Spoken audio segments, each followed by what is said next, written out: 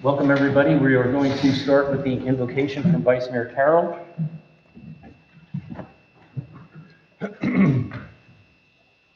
We're thankful for this town and its residents. We're grateful for all who work for the betterment of our community and all who serve on its behalf. Let those who work here and those who serve here be ever mindful of the town's vision and mission statement. Grant this council the wisdom to govern amid the conflicting interests and issues of our times, the ability to work together in harmony even when there is honest disagreement, a sense of the welfare and true needs of our people, personal peace in our lives, and joy in our task. Amen. Amen. Amen. If you will join us in the Pledge of Allegiance. I pledge allegiance to the flag of the United States of America and to the republic for which it stands, one nation, under God, indivisible, with liberty and justice for all. Madam Clerk, can you kindly call the roll? Mayor Foley? Here. Vice Mayor Carroll? Here. Councilmember Atwater? Here. Councilmember Smith? Here. Councilmember Altieri? Here. Let the record show all members are present. Thank you. I see we have our postseason populated crowd for council meeting. So hopefully we're going to try to go relatively quickly today. We have what's called a shade meeting shortly after this. After this meeting concludes with the majority of the items on it, and we will be coming back to formally adjourn this meeting after the shade meeting. With that, I'll move to item 2. Are there any requests to reorder the agenda, delete items from the agenda, or any emergency additions other than what's been added? Seeing none, if I may have a motion to approve the agenda. So moved. Second. And all in favor? Aye. All right. Item 3, presentations and proclamations. We have no presentations or proclamations today. Other than I do want to note that today is the 99th birthday of what I consider to be a very important resident of the town of Indian River Shores, and that is my mother.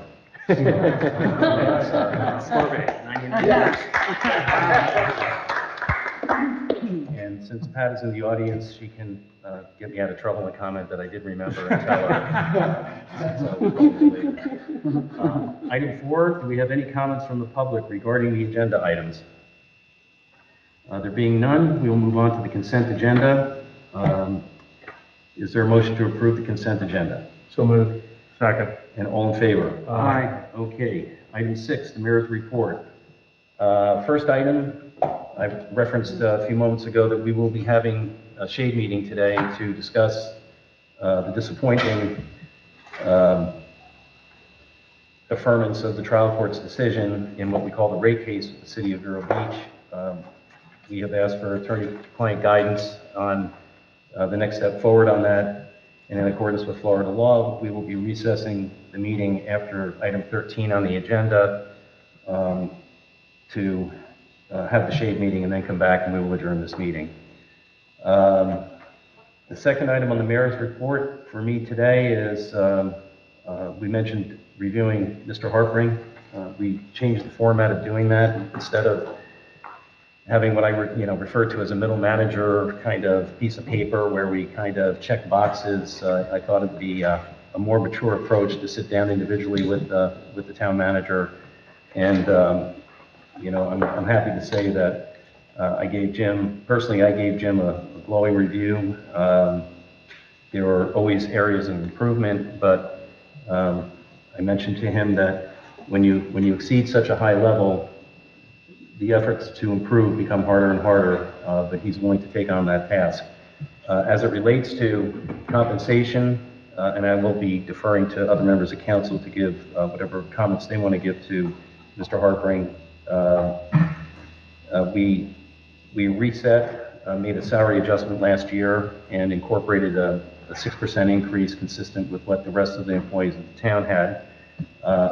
I asked Mr. Harpering, are you happy? He seems to be happy with that. Yes, however, I do think that what we may want to think going forward in future times is, in addition to that step increase consistent with everybody else, whether or not we want to incorporate some type of performance bonus on top of that.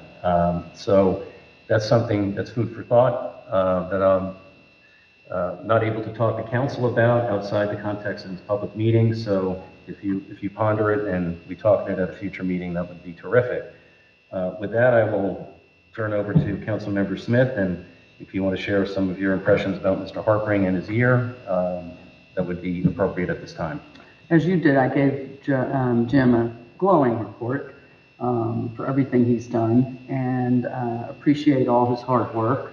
A couple of things we talked about for the future was maybe something like a strategic plan so we don't get caught off guard, maybe like a 5-year plan. We talked about really following up on the beach issues. And I think the other thing we talked about was the personalities between, this office and public safety. And I think if any of the areas that they're probably the only things I would like to see a little more positive on the side of next time when we have another review. But other than that, yeah, great. I would support a performance bonus, but I'm sure we'll get more information on what we exactly mean by that. Yep. Okay, all right, good. Mr. Altieri? Jim and I got a chance to meet a couple of weeks ago. I commended him for the job that he's done.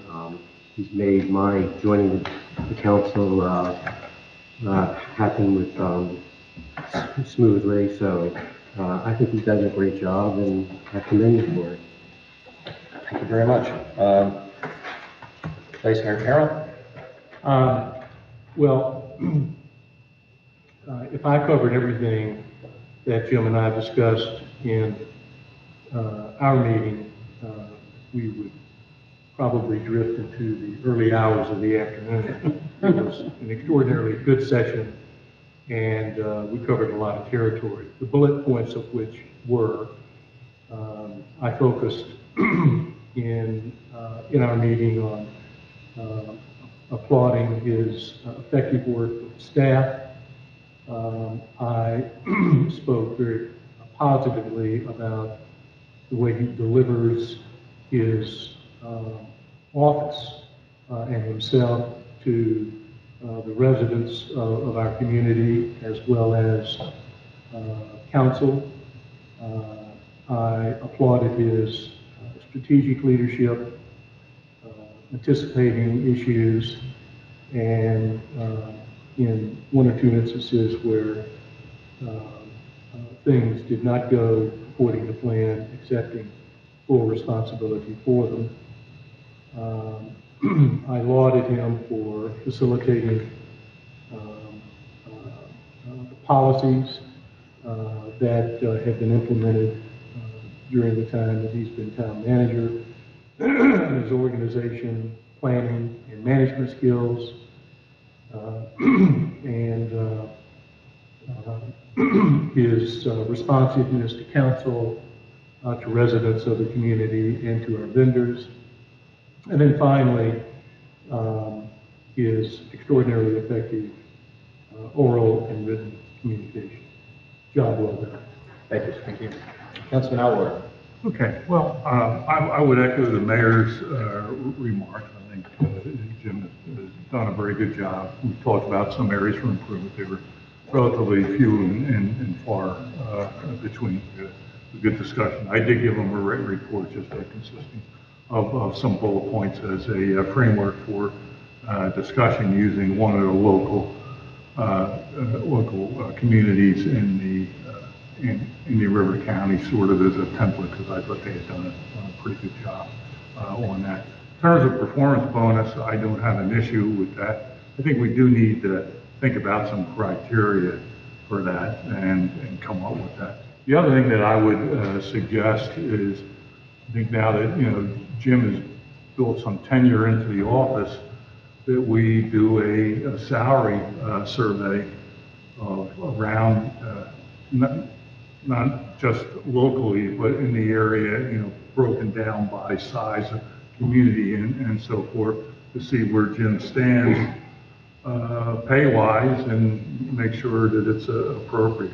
We did that with the clerk's office under the previous clerk, and we can get that information. I think it's probably time to do that now.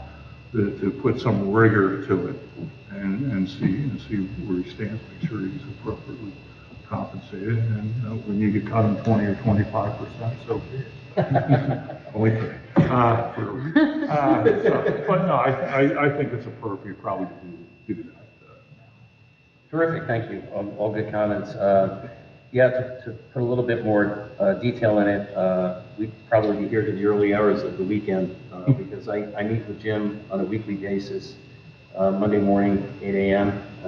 We try to keep it to an hour. Sometimes it drifts a little bit longer than that. I am constantly impressed with the command of detail of everything that's going on in the town.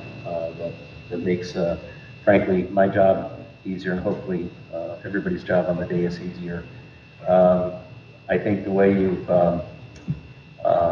handled some personnel changes and in particular some fairly significant ones is very impressive. The motivation that you've given people and the room for growth that you've seen and nurtured the talent around it is impressive as well, because our biggest asset is our people, and that's really what makes the town function.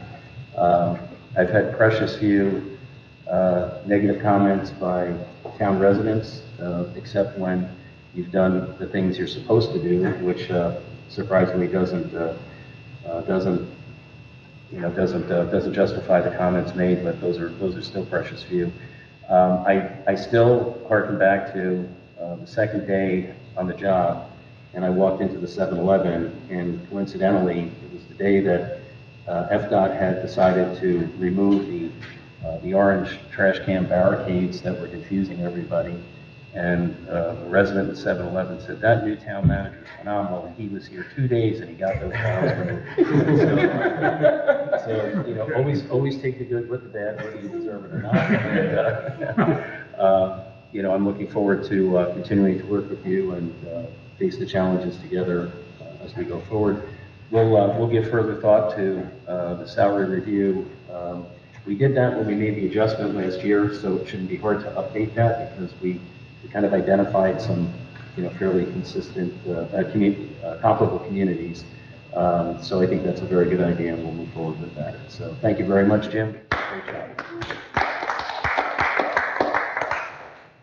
Last item I have, we will be meeting our new interim director of public safety, Mr. Stone, who was brought on board after Chief Rozelle's retirement.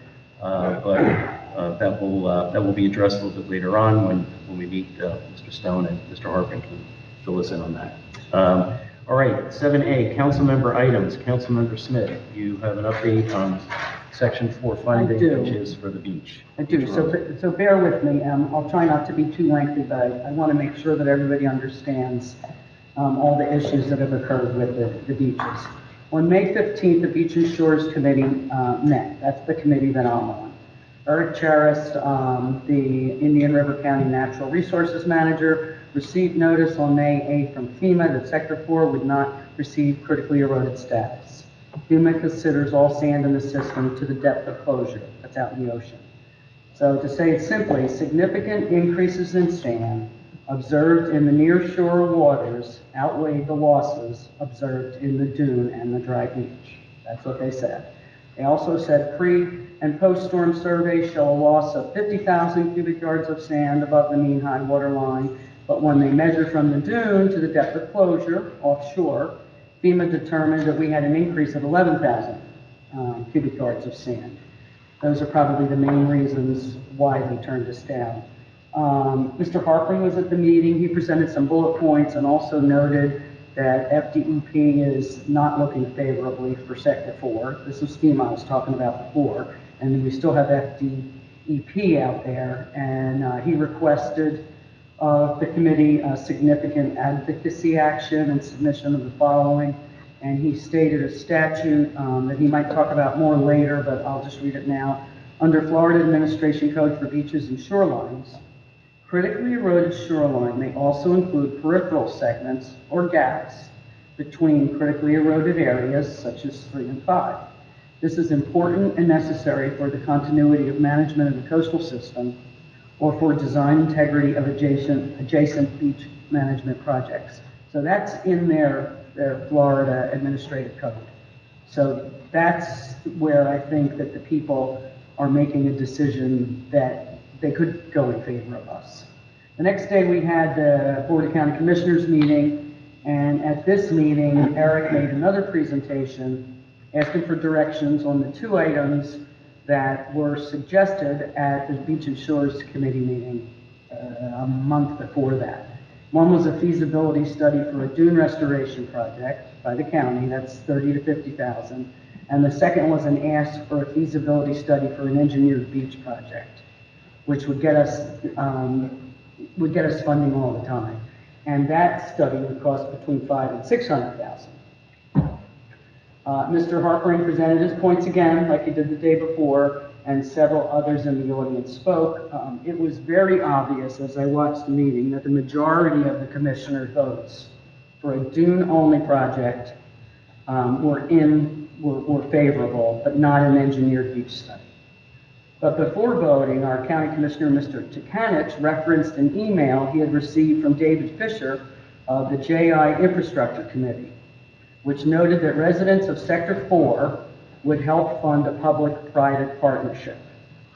So I think I threw my shoe at the television, but I'm not quite sure. But anyhow, this was all news to all of us. Mr. Harpering hadn't gotten a copy. I hadn't gotten a copy. And I called Mr. Fisher. I asked him to call me back. So he didn't call me that day, but he did call me the next day. And I told him how concerned I was as to why he spoke for all the residents of Indian River Shores. I said, I really feel that you stepped out of line and that we should have been made aware of it and that you should have been talking to the town manager about this, which apparently he did, and he didn't like his answer. So his other answer to me was that he felt pressured by his committee members to do so. So the committee members at Johns Island were looking for an answer. And he apologized, but the damage was already done. So he said to me, he said, I wanted to make sure we had a plan B. And I said, well, we had plan A approved, and then you threw in a nuclear option that none of us were aware of. So then on May 17th, I had a meeting, and this was arranged by the JI infrastructure people, so I'm not saying that they're, not trying. And we met with Representative Bob Brackett, Commissioner Laura Moss, and Kathy Copeland.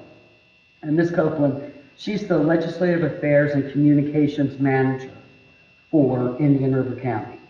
And during, Bob was late for the meeting because he was in Tallahassee. So during our discussions beforehand, Ms. Copeland asked me about, she said, I understand there's private and public funding. And I said, that is something that I was not aware of and that our town manager was not aware of. And she just kind of said, oh. So then Mr. Brackett arrived and Ms. Copeland both, they're really concerned. They received all our comments that we made. They made a commitment to be proactive on our behalf.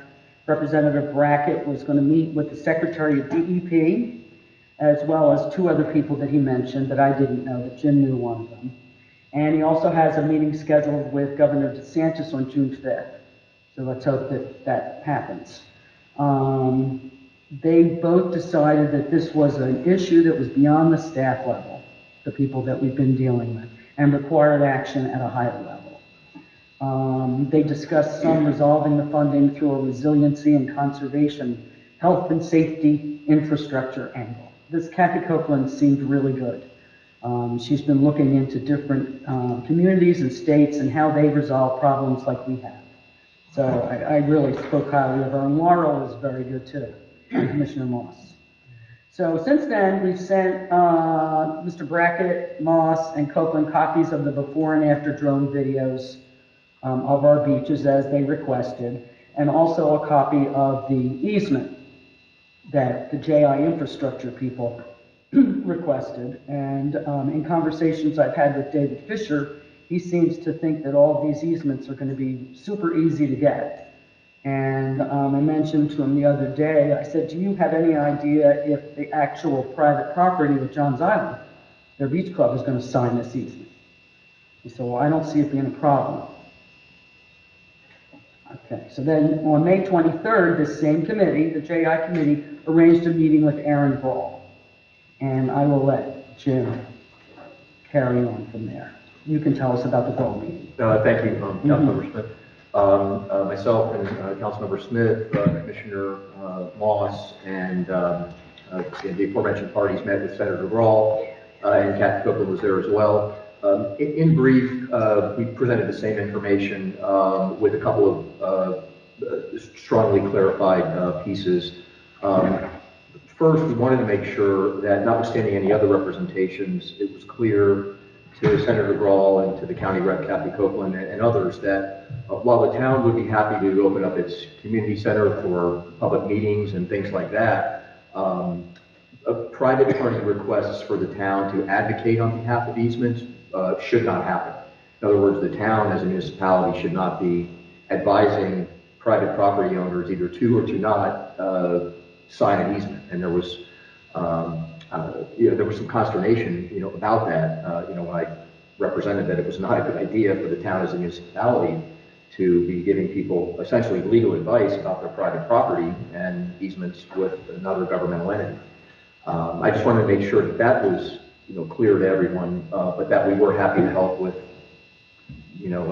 obviously an item of great importance to us, but wanted to stay out of that piece. The assurances that we got from Senator Grohl are somewhat heartening. First, she will be corresponding and personally reaching out to Florida Department of Environmental Protection on our behalf relative to Sector 4. And additionally, she's going to be working with Kathy Copeland. There is a large amount of money, relatively, that is in the general appropriations bill that was passed by the legislature. It has not yet been signed. I did not check today, but there's, I think, approximately $350 million allocated for infrastructure, beach, and things like that, which might be available to us. The application for those are not online yet. We've been checking daily. I've been checking daily with Division of Emergency Management. That's who will be sort of managing these grants. But realistically, we know what happened on the West Coast and the amount of damage that was there, and those pots of money can get drained very quickly. The other thing that was critically important relative to the funding, because we try to bifurcate the issues. One is let's get critically eroded designation, which is vital, and then secondly, how can we fund the Sector 4 piece?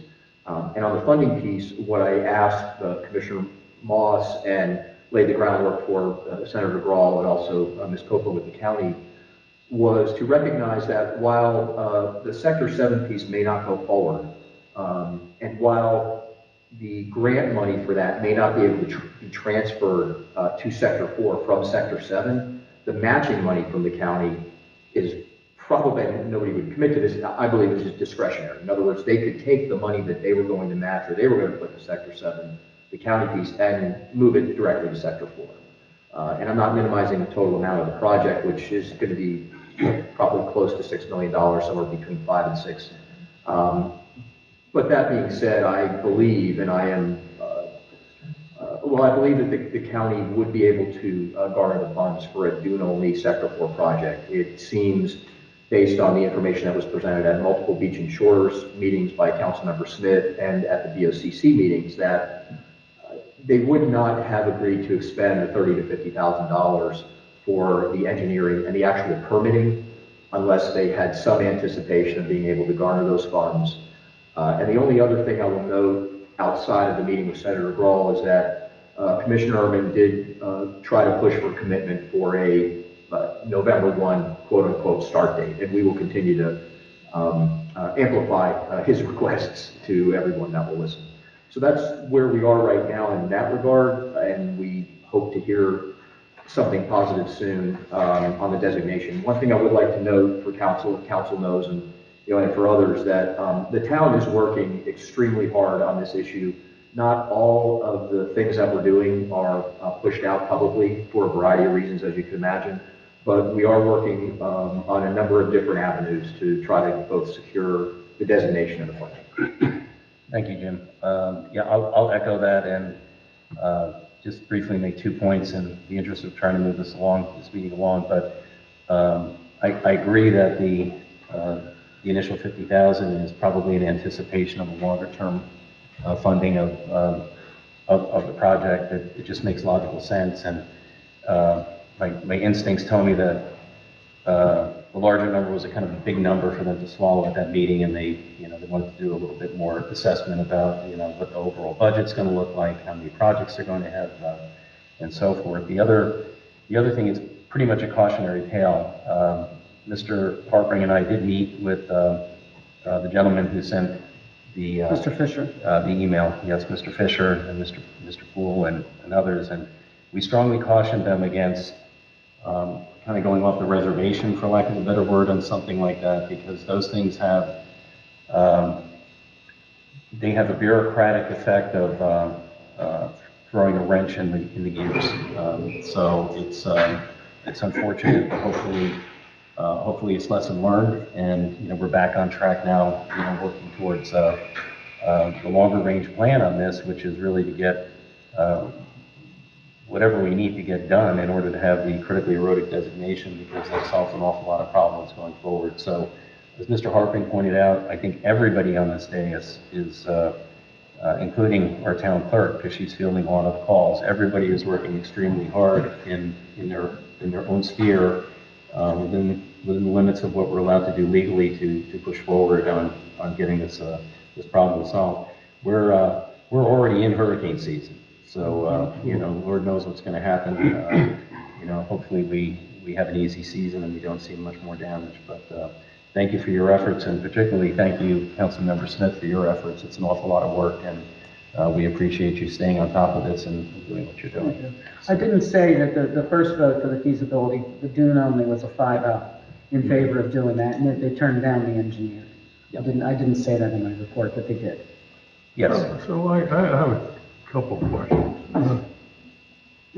The cost of the engineering study, did they go into any detail on that? Because surveys are done constantly. I don't understand what additional information to be done. You see them on the beach going out in the water, and they're done on an annual basis. Well, I guess they have to survey how much they need, how they're going to get it there, how many truckloads. They've got to put effort into getting all the easements. I mean, there's the that's probably all part of their study, don't you think? Well, a lot of this stuff is pretty formulaic. I mean, they've done it before, up and down the beach, and the surveys are done separate. They're done at least annually. I've watched the guys do it. They go to each marker, because there's R69 near my community. Okay, that just seems like just a monstrously high number to me, given they've had all this information. They had the Sandtech survey done for Sector 4 when DEP shot us down last time. And the politicians understand this Mr. Fisher is really a loose cannon. He speaks for nobody other than himself. That was not brought up at the Aaron Brawl meeting at all. That was, it was brought up at the other meeting, but not when Aaron was there. Politicians always look for an opportunity to have somebody else pay the bill. Yeah, we made that clear, but apparently it fell on deaf ears. So, Councilman Elwer, my sense is, and correct me if I'm wrong, that the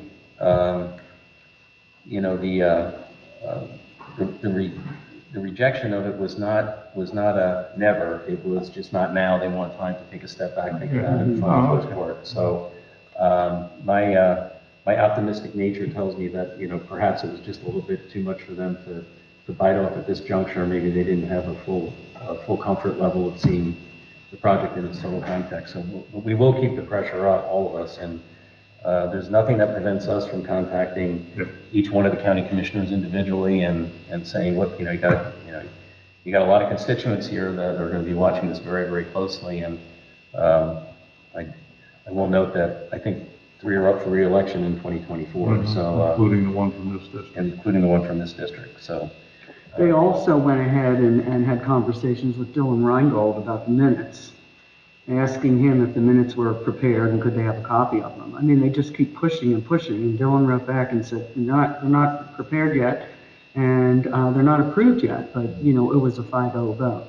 But I mean, they just keep wanting to go a step further, because they don't think we're doing enough, and that's why I'm glad that, Jim and everyone here is pushing forward, and they ought to know that. Well, as far as the minutes are concerned, the county's very slow in doing their minutes, if I don't understand. But the videos are all sitting out there on the website, So I don't know what their issue is. They can look at, Just pushing, all right. my opinion. All right, terrific. Anything else on this item? Can I just, one question, Jim? Sure. At Beaches and Shores, Michael Soul, from the dais, made the point that even if we get characterized as critically eroded, and even if we get funds allocated in the wake of that characterization, that the amount of funding is going to be severely limited, and it's a very, very small number, and limited by virtue of the fact that there's not tremendous access to the beaches in Sector 4. And the percentage that he indicated was shockingly low. It was something like 2.3%. I believe that's what he said. Can you brief us on that? I have not done that exact calculation or requested that exact calculation, what percentage it would be yet, but I will, and I'll get that information to council. I don't want to say I doubt his representation. I just don't know whether or not in that conversation that he was strictly referring to FEMA alone under B or D or DEP. I think he was referring to FEMA alone for the B and D category, but I'll clarify that and I'll get. It was very deflating because so much effort has gone into the chase for characterization, but then to believe that it could be illusory and that the funding that comes at the end of it is so de minimis that it kind of, it just makes me wonder about what are we going, we're all chasing this characterization, but I want to be sure that at the end of the day, it's going to really mean something to Sector 4. I believe it will in the context of the county, but I'll absolutely follow up. At a minimum, it gets us the equal seat at the table for county funding. So, Exactly. That's right. really All good. the other beaches that have been approved are being well taken care of. Right. And they don't have that much public access. either. That's right. Exactly. Right, that's true. Yeah. All right. And just the last note on the $350 million. Sounds like a lot of money until you start doing the math on what's being asked for on the West Coast and even build up on Mexico, Mexico City. So I don't think that holding out a silver bullet for a pot of gold coming out of that is really a great strategy for us.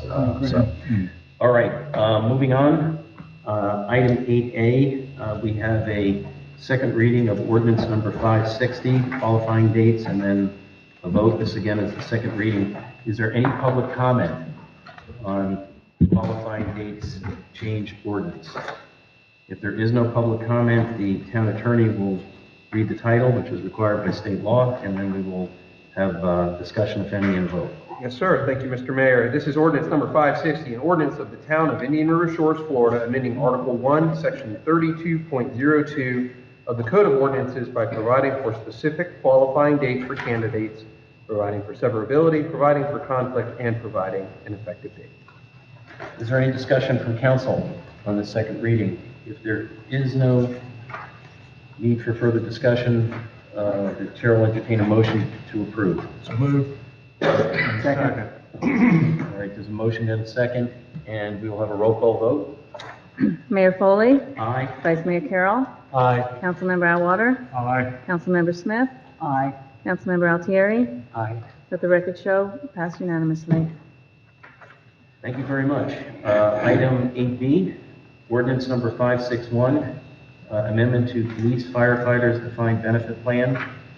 This is a first reading, following up on the presentation that we had from the legal counsel for the benefit plan at the prior meeting. Is there any public comment on proposed ordinance number 561?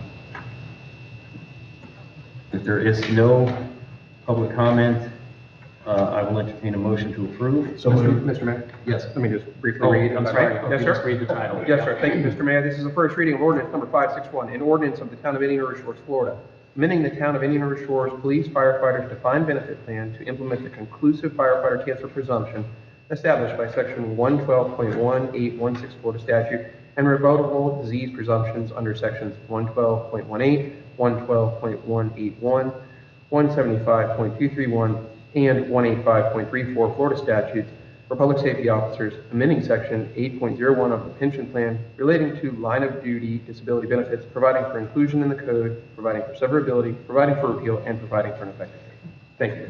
All right, that's quite a mouthful. Sir. Is there a motion to approve? So moved. Second. All right, any discussion on this? Now that we have a motion and a second, if there is none, we will have a roll call vote. Mayor Carroll? I'm sorry, Vice Mayor Carroll? Mayor Foley? Aye. Aye. Councilmember Atwater? Aye. Councilmember Smith? Aye. Councilmember Altieri? Aye. Let the record show it passes unanimously. All right, thank you. We'll move to staff updates, item 9A, building official report and statistics. I'd like to, Fred, could take a photo. And I neglected to say welcome. We have a new department head on this, so Hi, good morning, please Mayor. introduce yourselves to everybody. I've had an opportunity to meet you individually. I'm Yes, sure sir. Everybody up here has as well. Yes, So, good morning, Mayor. Thank you. Good morning, Vice Mayor and council members. My name is Fred Held. I'm the new building official here at Indian River Shores. I just wanted to be very brief this morning so you guys can keep the meeting going. I just wanted to say that I am just ecstatic about being here at this town. It's a beautiful town. The staff members have greeted me with open arms. The town manager has been just awesome and greeting me as well and giving me direction. So I'm just again, very happy to be here. And I look forward to serving the town for many years. So with that said, thank you very much. Appreciate it. Thank you very much. Do we have any questions on the statistics that were provided? All right, we're gonna save your detailed grilling for another day. Item 9B, Town Treasurer Report. Heather had a family issue today, so she will not be here. Mr. Harpering? There's nothing outside of the memo that she provided. Okay, and no action items on her agenda No, this sir. week, so I know we'll be moving very quickly into the budgeting season. We'll be having a fairly substantial amount of financial stuff, which is why it's good to have guys like Sam and Bob here. So hold your hats as we start moving into the finance season. Item 9C, Public Safety Department Report and Statistics. Welcome, Mr. Stone, Chief Stone. Sir? Perhaps maybe just introduce yourself, give a little background where you came from. For the record, some people actually read the minutes of these meetings, and that's how they get their information. So welcome, first of all, welcome again. Thank you. I've had the opportunity to meet you, as I'm sure every individual member of council has. We're delighted to have a man of your experience and background and roots in the community willing to help us out. So Well, thank you for your. Thank you very much. Well, prior to this, I was retired, and Jim gave me a call and wanted to know if I actually wanted to go back to work, and I said certainly, especially over here in this community, and working with Jim and working for Jim. We go back during my entire tenure with the county as their emergency services director, in which I had fire rescue, emergency management, 911 backroom equipment, and databases, and a few other departments thrown in there, along with animal control, which was always a hot topic.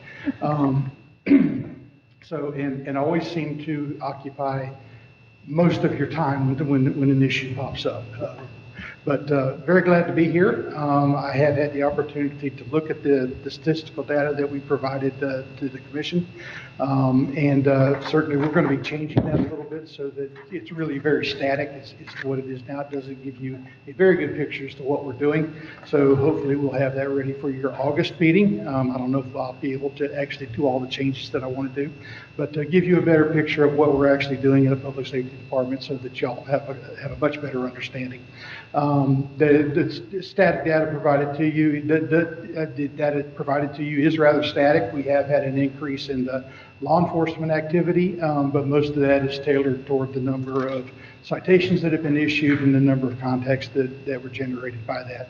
Last month, I think it was the month of March was actually probably one of the busiest months that our law enforcement personnel had, and their number of contacts that we had with the community. So anyway, very glad to be here. I look forward to being here. You'll have to indulge me a little bit. For 35 years, I was used to dealing with a board instead of a council, and I was used to referring to the elected officials as commissioners. So if I make a mistake, I will try to correct it, or I'll try not to make those mistakes, but please bear with me as we move forward. So I'd be happy to answer any questions that you may have. Thank you.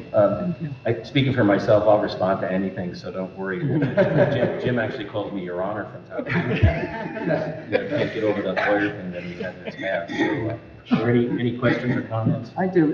Talking about the reports, I was going to ask you about the public safety response times going up so much in the last report, but you've explained that as there were many more calls in April or March. Yeah, that's and that's why the timing is higher. Well, it doesn't necessarily reflect the times. Now, one of the things that I want to try to bring to your attention is that because of the limited run volume that you have for the fire and EMS side of the house, if you have a couple of outliers that are there that are non-emergent responses, but they actually get captured at the data pool, it'll actually bring those response times up much higher. So I want to, and those are what we refer to as a code 1 response, which means no lights, no sirens. We're doing lift assist, or we're helping somebody that's maybe infirmed and need to have a move done. So I want to pull those out, make sure those are pulled out, and you have a better idea of what the actual data is and how we're responding to the community. And are you going to do a new report on absences? I know we've had reports in the past that people didn't agree were significant enough, because we have a lot of people who take time off for sick pay, and there were some issues with all of that. Are you going to do a new kind of report on absenteeism among the public safety?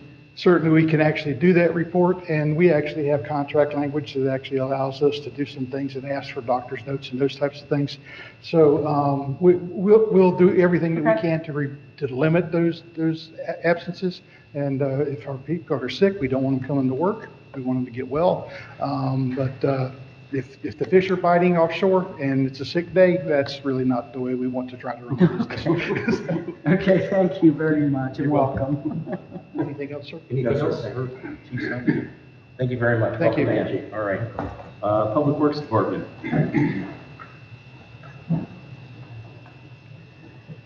Good morning, Council. Just want to give you a brief update of the storm waters that we've been receiving from the most recent rain. It seems like our stormwater system's been working how it should.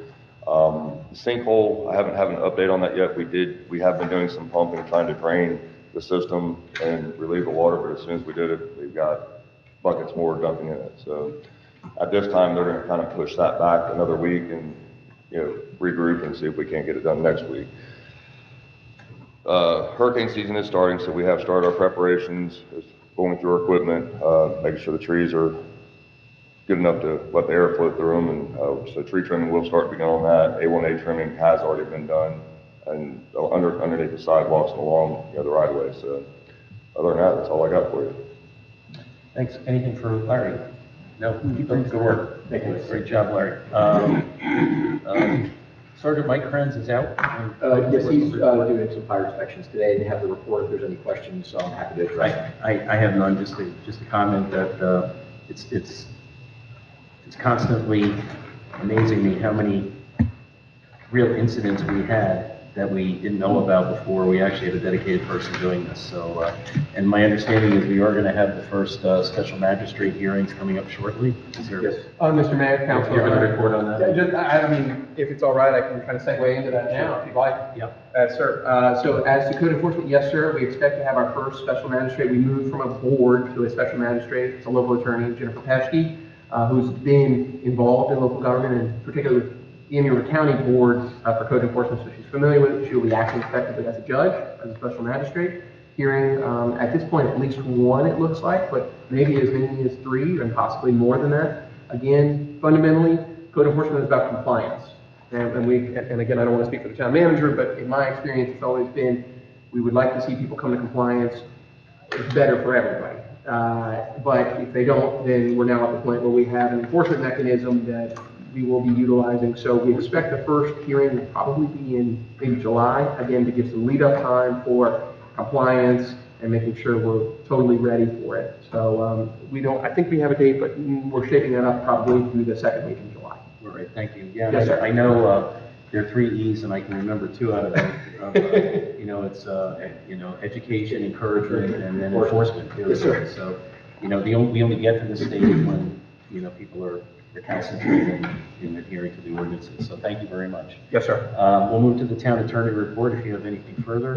Mr. Mayor, as you mentioned, we'll be going directly after, we'll conclude this meeting and actually complete this meeting, move into a separate special meeting, and then move into our closed session, which will be across the way. But I don't have anything else to report, and if you have any questions, please reach out to the individual. All right, thank you. Town manager report, Mr. Harper. Thank you, I literally almost called you, Your Honor, again. Planted that seed. In brief, on a couple of topics regarding solid waste, been communicating with the county, had meetings with the county commissioners individually set up on a couple of topics coming up a week from Monday on the 5th, and just going to try to talk about the solid waste piece and make sure that when the RFP gets to the county commission, that we are where we want to be within that, as far as all the terms and conditions, and we are getting the benefit of the scale of the county. So I'm making sure we're laying the groundwork for that when they ultimately make that decision. Regarding Florida City Gas and the franchise agreement and easement, we have provided through council everything that we can. We've provided drafts, comments, and an agreement that we can rely upon. We're just waiting for a final back from Florida City Gas at this time. That's the only thing that we have with that regard. Very briefly on the ordinance review, we are conscious of the recent bill that will go into effect October 1st regarding sort of a financial analysis of financial impact for ordinances. I've been speaking with Councilmember Elwater about that, and Heather and Janice and others to just try to determine what that's going to look like ultimately. But in my mind, it's not like we have a little time. We want to be well prepared to do those things. And as we go through our substantive ordinance review, excuse me. And really, probably most importantly, I want to just go back and thank council very much for your comments. I'm humbled by your support, and I find it a great privilege to work for the citizens of this community and for each and every one of you. But it is very important that everyone know that nothing good happens out of my office without the amazing team that we have and everybody that's here. And I'm very fortunate that we've got the people that we have on the ground now, and we'll continue to just keep trying to step up and do better every single day and not rest on our laurels. But thank you for that. June 1st, hurricane season begins. I will say this, I think we have a great team to address that here, a lot of experience in that regard. So everyone should be confident that while we can't control the weather, we can do our best to mitigate impacts and work afterwards if we do get hit. With that, I'll end my comments unless there's any questions. Jim, I just wanted to mention again what I had heard on the news about Port St. Lucie, because they only get one trash collection, and they were talking about, bugs and rats and smells. Just wanted to mention it again, that, that's just, I don't know how true that was, but, if we're negotiating to go to once a week, I just don't want to have that issue, because they're apparently talking about going back to twice a week because of it. Yes. But I don't know how valid that is. And that's going to be the purpose of trying to see what the county commission is looking for. I think the county is looking towards once a week, but we just haven't gotten anything definitive from them yet. And when we do, I'll report immediately to everyone, and we'll determine from the council guidance which way we want to go on that piece. Okay. Hey, just one thing Jim had mentioned, the discussion I've had about the business impact bill. I presume that's going to be signed by the governor. I looked at the vote history, passed overwhelmingly. To the extent any of you interact with people from the Florida League of Cities, bring it up to them and saying, have they developed a template for it? Because we don't have the staff time to do this, and I think it's going to be difficult enough. So, anytime you have an interaction with folks, just ask them, or fellow people in other communities, what are they doing that we can piggyback off of them. That's a good point, Councilman Howard. There's a rumor, and it's just a rumor, that the cottage industry is going to pop up with third-party providers on this. And, towns such as ours that don't have the staff to do that will have an unfunded mandate cost to hire that cottage industry to do it. So I've not seen anything specific about that. That's a good point. I'm our representative to League of Cities, and I'll make sure to follow The those. difficulty I see in my mind is how can you make one form that really addresses because the impact of an ordinance on a bank like is completely different than a retailer, completely different than a restaurant. I mean, I did credit analysis for a living. The idea that you have one form that fits all is absurd. Yeah, 1 million plus community versus 6,000, 5,000 community. So we'll be watching that. And I'm sure Heather and Jim will be working it watching it and working on it very closely too, because it's just another brick on the load. So all right. Anything else from the town manager? If not, we'll move to item 12, council committee reports.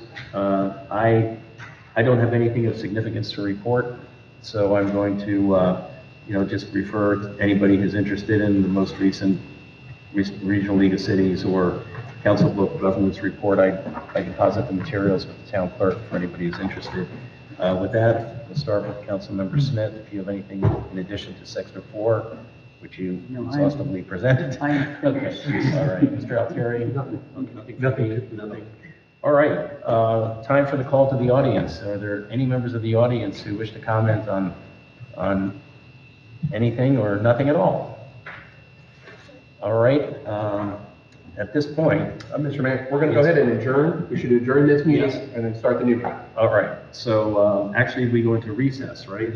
Actually, they're two separate meetings. Yes. So we will adjourn this meeting.